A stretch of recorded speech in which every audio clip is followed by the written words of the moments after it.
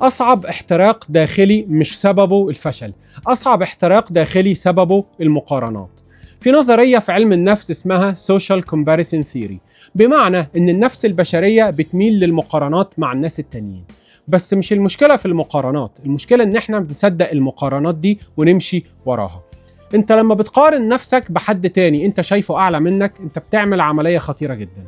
انت فور اكزامبل عايز تاخد اكتر 10% عاجبينك في حياة الشخص ده وتحطهم مكان اكتر 10% مش عاجبينك في حياتك انت.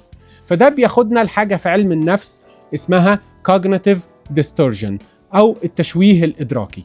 تمام؟ هي فلترة ذهنية سلبية. فانت لما بتقارن نفسك بحياة حد تاني انت بتعمل حاجة في منتهى الخطورة. انت بتبص على اسبكت او حاجة معينة بس في حياة الشخص ده. انت باصص على نجاحه بس مش باصص على تعبه، انت باصص على فلوسه بس مش باصص على المخاطرة اللي عملها، انت باصص على جسمه بس مش باصص على النظام الصارم اللي هو ماشي عليه.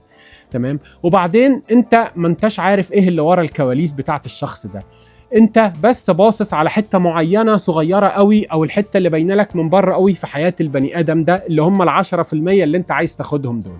تمام؟ بس انت مش عارف الشخص ده ايه التحديات الحقيقية اللي عنده جانب الثمن اللي هو دفعه عشان يوصل للحاجات دي. انت ما تعرفش الشخص ده مثلا هل هو عنده تعب نفسي، هل هو عنده تعب عضوي، مرض معين، انت ما تعرفش حاجة. تمام؟ انت بس باصص لحتة صغيرة لكن انت مش شايف الصورة كاملة. واي جارانتي يو ان انت لو اتعرض عليك تشيل الباكج دي مش هتقدر تهندلها. تمام؟ فالحياة ما هياش عبارة عن سوبر ماركت بتخش تنقي منه الباكج اللي انت عايزها وتمشي. الحياة مش جنة. الحياة انت بتاخد الباكج بتاعتك زي ما هي. انا نفسي جت عليا فترة خسرت كتير جدا في مقارنات ما كانتش عادلة لحد ما فهمت ان المشكلة مش في الناس، المشكلة في الطريقة اللي انا ببص بيها على نفسي. المشكلة مش في المقارنات بس، المشكلة في ان انت تصدق المقارنات دي.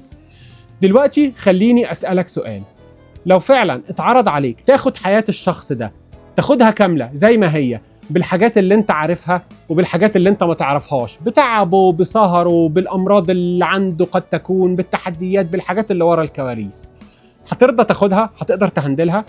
ولا انت عايز بس الحاجات اللي عجباك والحاجات اللي على هواك؟